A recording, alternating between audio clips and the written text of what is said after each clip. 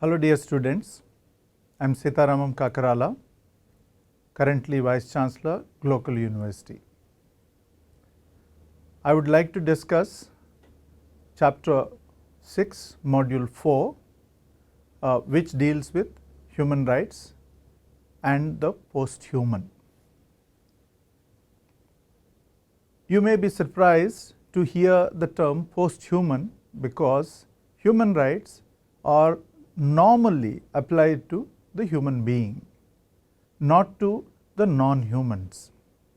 What I, however, would like to do in this module is to look at the debates that have occurred on the human rights question of the non-human beings. That includes animals, the wider planetary environment, and more recently, the post-human. Without looking at the comprehensive nature of this debate, only post-human would not be able to help us in understanding the problem that human rights faces today in the wake of the post-human. I also would like to locate this particular module in the context of the chapter. We began in module 1 with an overview of the new challenges law and technology have begun to face in the last few decades in the wake of new technologies, that is information and communication technologies, biotechnologies, or other forms of technologies that led to a variety of impacts on the human life, whether it is workplace, whether it is understanding of the human self itself, or whether it is questions of privacy, or whether it is question of surveillance and security, and so on.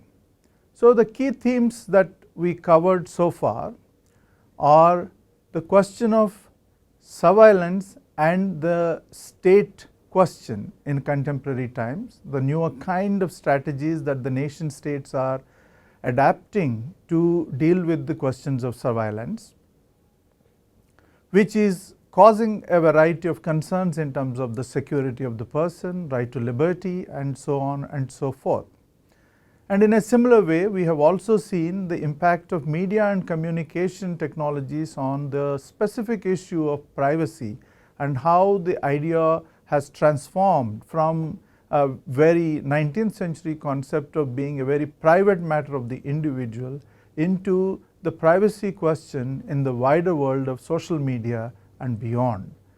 Now, in this module, I would like to sum up with certain speculative themes, because while surveillance and privacy kind of questions are very much here and now in contemporary times, we also repeatedly face issues that may not necessarily be very much relevant in contemporary time, but are very much going to be the important themes of understanding how a particular discourse is likely to change, or what kind of challenges a legal framework is going to face. That's what I am going to do in this module. In order to understand the post-human, first of all, we need to understand the basic approaches to human rights.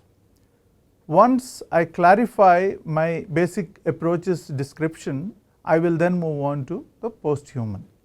Let's begin with the basic approaches to human rights question. Broadly, there are two approaches that everyone refers to. The first one is what is known as anthropocentric or human-centric approach to human rights. In other words, this particular approach perceives the human being as the center of the universe. So in other words, the universe exists because the human being needs to survive.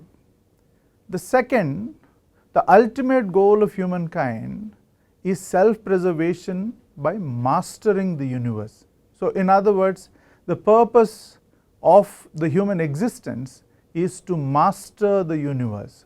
In other words, get control over nature, control over animals, control over the surroundings. And that's the other belief in this particular philosophy. And third, everything exists in the universe for the benefit of the human being. In other words, it is all for the human being to benefit from reaping the nature's bounty. So whether it is once again animal planet, whether it is the environment at the wider level, all that is for the human consumption. And this particular approach is the conventional, or it is the Enlightenment approach to human rights, which sees the human-centered nature. It is under criticism by those who believe the other approach, because this particular thing brings a kind of instrumentalism to the human being's justification of every approach to control, dominate, and even destroy the surroundings and the human environment at large.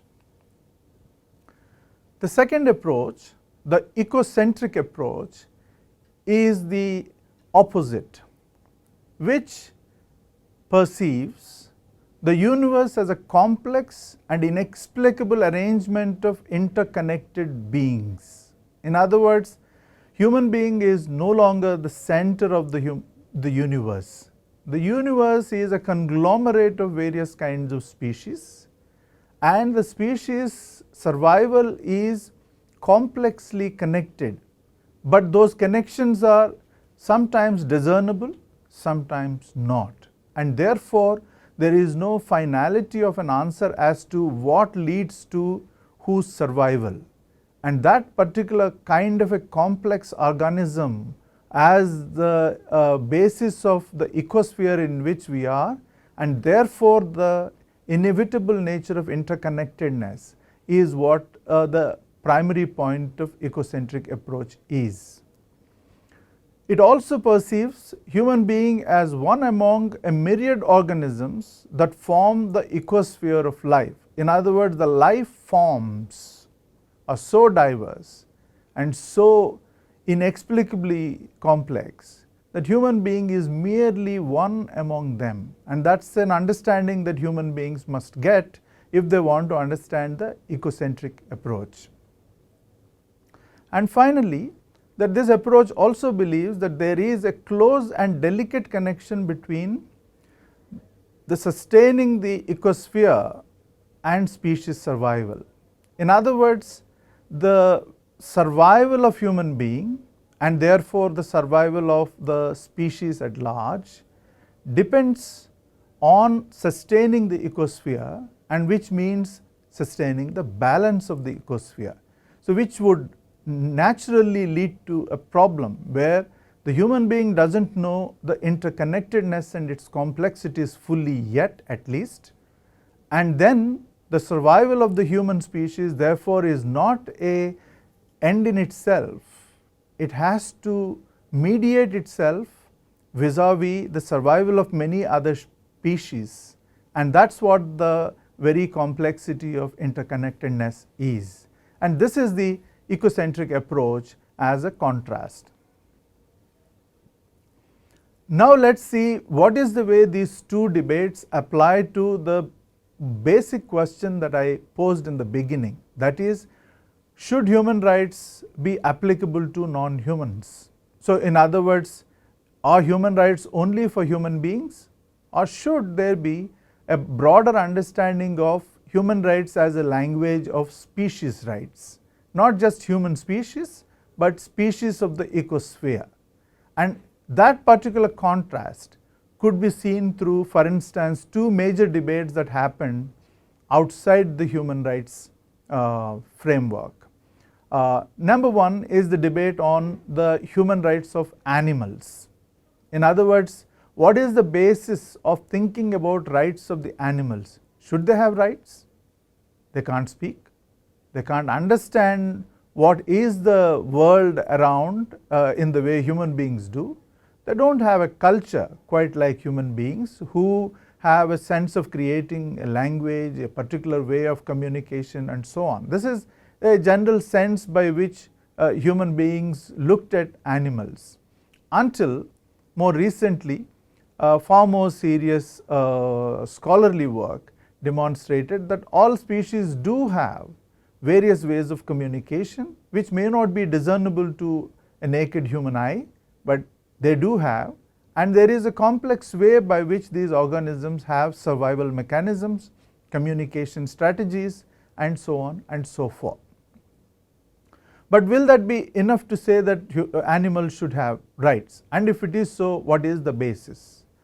One long-standing movement in human societies across the world, especially in the developed West, where the treatment of animals was really at its abysmal low in late 19th and early 20th centuries, the cruelty to animals became an issue.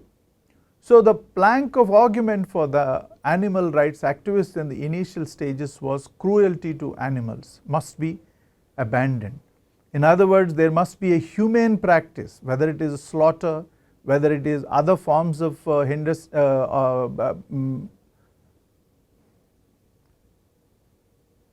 whether it is slaughter or whether other forms of dealing with the human dealing of the animals, that needs to be humanized.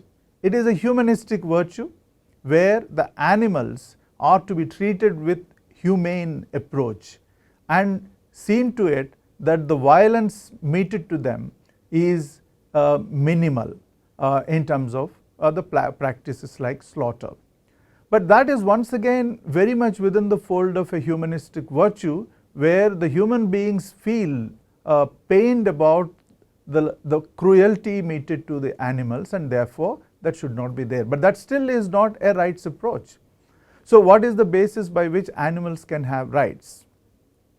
That obviously led to a larger philosophical exploration. Should non-human beings have rights in the way human beings do, and if it is so, should it be based upon dignity or should it be based upon other kinds of virtues that we need to explore? Or if it is dignity, what does dignity mean? Is avoiding cruelty is the only question with regard to animals? What should be the approach? And I think those are really not an easily answerable questions, but it's a large debate, the animal rights debate, and we keep on coming in terms of course, humanizing and mitigating cruelty is the dominant thing that we see as part and parcel of this debate that continues even today. But that is not an adequate foundation to think about rights, and therefore we have to answer as to why animals should have rights and what does that mean to human beings to understand. The second debate I would like to flag off, and I will conclude subsequently as to the key points that emerge from both, is what are environmental rights? Why is it that we need a right to clean environment, clean water, access to sustainable eco resources? What is environmental right? Often the debate once again of environmental rights in earlier context was influenced deeply by this human need to survival and what should environment mean to that.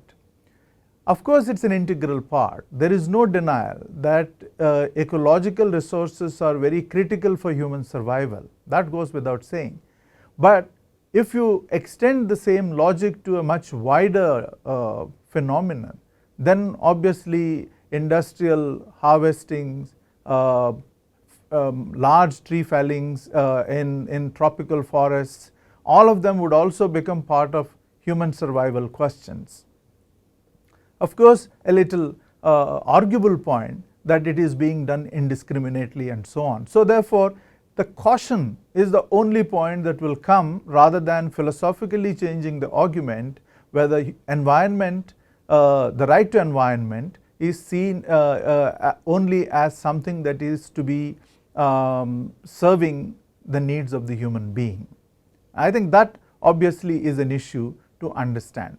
Now let me turn to the point of the contrasting of these two approaches, the ecocentric approach versus the anthropocentric approach. The key point obviously can be discerned through the debates on environmentalism.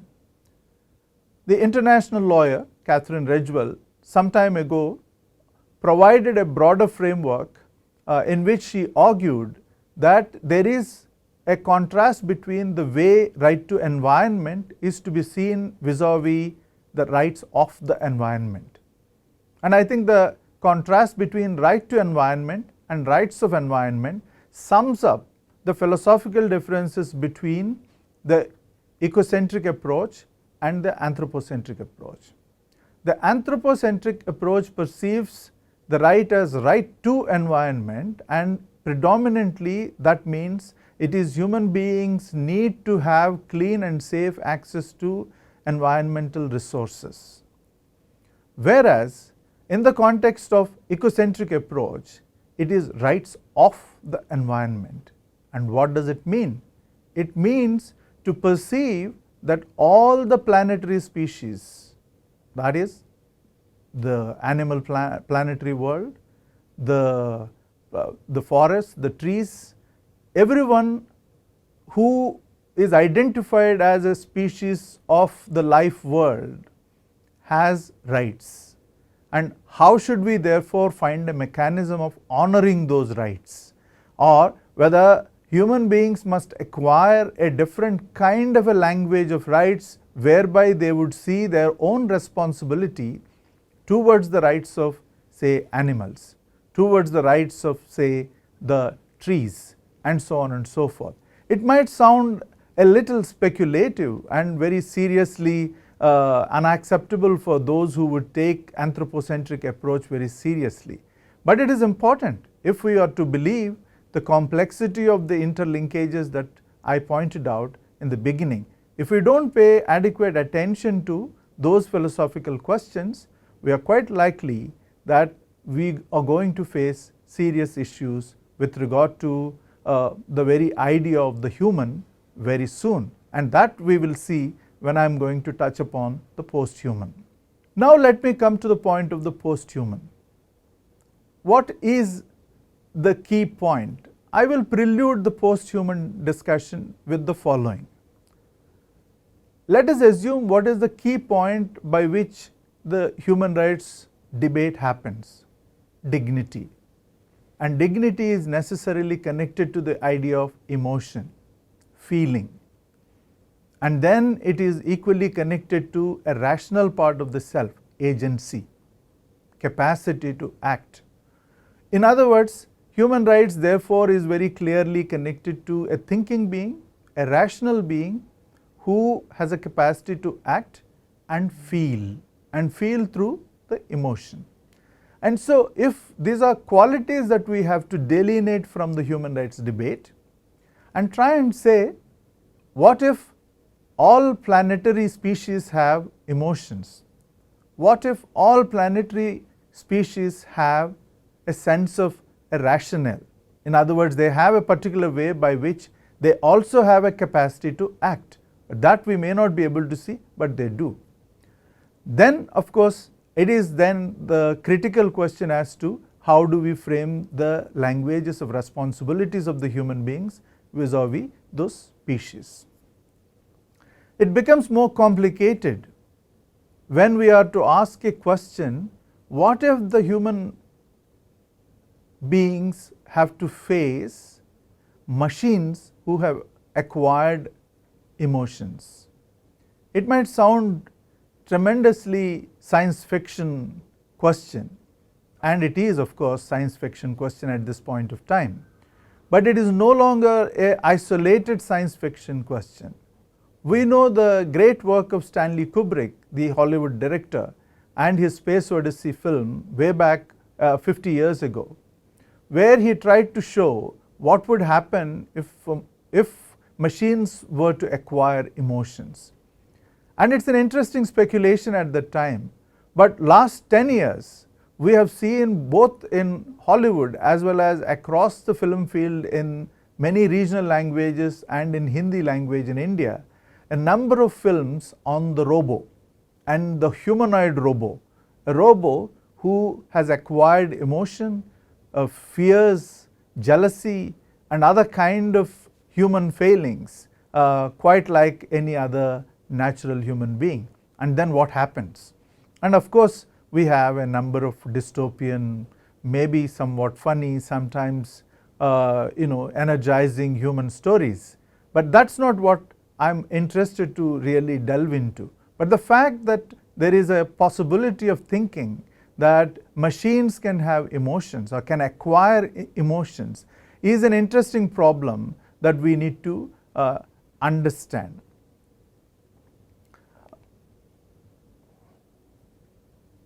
So let me broadly then come to the question of what is posthuman. There are three ways of looking at the problem of the posthuman. The post in social theory always is an ambiguous term. It at sometimes declares the end of something, it sometimes declares as opposition to something, or it sometimes declares as an extension to something or an expansion of something. And I would suggest that in the case of posthuman as well, the meaning exists in all the three forms. So the posthuman in one sense could be seen as anti-human, that is destroying the possibility of human agency and threatening the preeminence of the human in the planet. And I think that is a possibility that leads to a variety of fear psychosis. The films that I mentioned in my earlier discussion are all by and large deal with this whole problem of the machines taking over the human planet and marginalizing the human self. And it's an interesting point to think about how that fear psychosis operates in creating a kind of a dystopian or a negative view of this anti-human position of the posthuman. Now that's a very predominant view. That's a view that exists in a widespread both in philosophical discussions as well as in the popular representations that we see in films and so on. The second representation is posthuman as the arrival of machines capable of emotions. So in other words, there is some significant kinds of neurotransformations that seem to be happening whereby the machine, which naturally doesn't have except mechanical memory, is acquiring some kind of an automated sense of the self, and through that it is becoming a kind of emotional being. It is acquiring sense of moral sense of right or wrong, or feeling jealousy, or feeling emotional about things that like human beings do. And that is the second thing whereby we probably see an expanded sense of the human self. In other words, there is a possibility of viewing human beings coexisting with machines as co-equals, and that is what the emotion determines in machines. The third way of looking at posthuman is posthuman as the transformation of the human body into cybernetic organism that is both simple and complex. What I mean is, well, conventionally those who use the term cyborgs or cybernetic organisms in post-Second World War social theory used it in order to denote any kind of extension of the human body through a mechanical device is seen as a cyborg. But today's cyborgs are far more complex imaginations, which is half human, half machine imagination of the cyborg is very much there. It could be added to further in terms of the other forms of biotechnological devices that are being thought through, speculated through, and written about. Let's quickly see the summary of the posthuman debate before we go into the rights implication. Let's take the fear question. The approach that posthuman is actually the end of the human, as I was trying to say, has broadly the following points. It is ending or clearly spelling out the end of human dominance on the planet. So that's one clear anxiety part for those who take fear as the approach to look at this rise of the machines. the end of coherent rational human being. So in other words, one of the key pointers of the Enlightenment debates on the assumption of the human being as a rights bearing self is we are a very coherent rational being. In other words, we think rationally, we act rationally, we mediate and moderate our desires in the light of reason. Thomas Hobbes very famously tried to say that these two, the feeling of desire and feeling of reason, are the two sides of the inner self of the human being, and reason is the one that moderates and transforms the desire question. And that makes human being a very coherent human being, a rational self. And that particular way of looking at the human self is coming to an end because of the arrival of the posthuman. The third is the rise of the superintelligent machines. The superintelligent machines who probably even could have a humanoid form, whereby the very idea of the human is being challenged. So in other words, you see someone very human in terms of appearance and also being capable of certain kinds of emotions, which could make human beings quite startled, to say the least. There are also others who believe this possibility of the posthuman, whatever it is indicating, both philosophically as well as speculatively, as something what we should see as a real exciting opportunity of looking at how the planetary transformation is taking place. I will present broadly two key themes that are being debated on the side of not being very negative about this posthuman issue. The first one is to perceive the ecosphere as a dynamic, reflexive conglomerate of multiple actors, and the superintelligent machines as mere new addition to the complexity. In other words, the human beings already do not know a lot of life on earth and the complexity of their interconnectedness. The arrival of the new machines is merely another addition of a kind of new organism, and that obviously is a far more positive approach than feeling threatened by the arrival of the superintelligent machines. The second thing is posthuman as an inevitable direction of newer opportunities to explore the expansion of human life on the planet. In other words, human planet always had various forms of species and they are continuously expanding, and the posthuman merely is a new addition. And in both ways, the excitement is not so much about the arrival of a new species, but see what kind of challenges it poses to make our planet more livable and more meaningful. I will now come to the point of the old norms and the new questions. In other words, human rights or the old norms, the Enlightenment idea, and new questions are the arrival of the new life form called the posthuman, and what does human rights mean to the new situation. I would certainly say philosophically the following two are important points to take note of. There is a need to redefine the emotion, the agency question, and the rights bearing self question. So in other words, in an anthropocentric world, the question of emotion, agency, and rights bearing self are necessarily only human being and no one else. Whereas if we are taking a wider approach to it, then emotion, agency, and rights bearing self can be extended to animal planet, can be extended to wider world of environment, can be now extended to the very idea of the posthuman itself.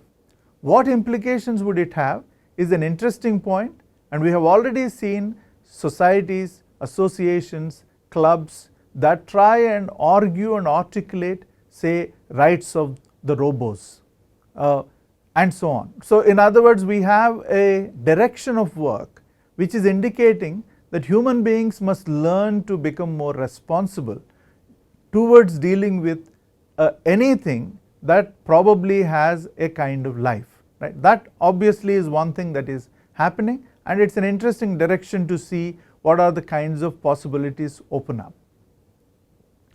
The second most important point I would say philosophically to take note is human rights not to be seen merely as a language of entitlements of the human beings, but to see human rights as a language of human responsibility in an unpredictable unfolding of planetary life.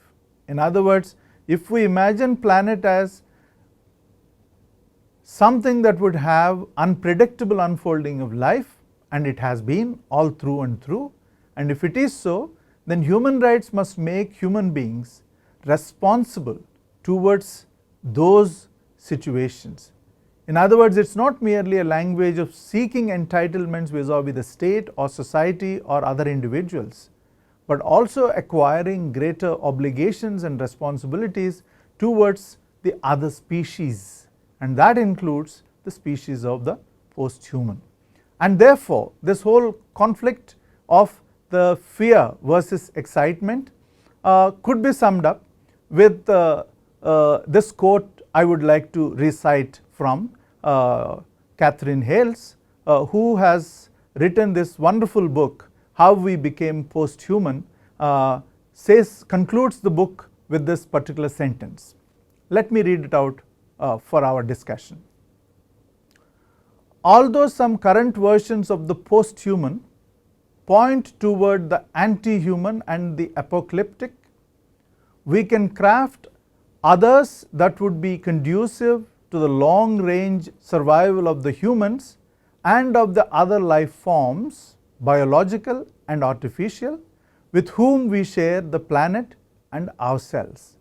And I believe that sums up the philosophy in which we will have to rethink human rights not merely as entitlements, but human rights as a powerful language that will make human beings responsible towards the rest of the species. Thank you.